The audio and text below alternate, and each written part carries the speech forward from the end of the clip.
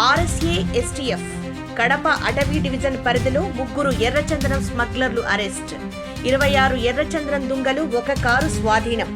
బాడుగకు కార్లు ఇచ్చేవారికి task force SP హెచ్చరిక.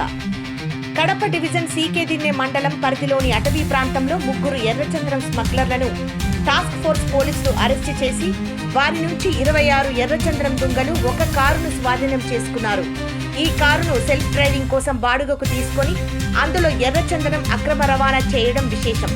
Task force head Shri L Subbarayudu గారి ప్రత్యేక కార్యాచరణలో భాగంగా task force SP Shri P Srinivas గారి ఆధ్వర్యంలో డిఎస్పీ ఎండి షరీఫ్ మార్గనిర్దేశకత్వంలో Kadapa sub control RSI M Muralidhar Reddy team శుక్రవారం సాయంత్రం నుంచి సీకేదిన్నె మండలంలోని మధ్యమడుగు ఫారెస్ట్ సెక్షన్లో స్థానిక అటవీ సిబ్బంది షకీల్ అహ్మద్ నారాయణ రెడ్డితో కూంబింగ్ చేపట్టారు.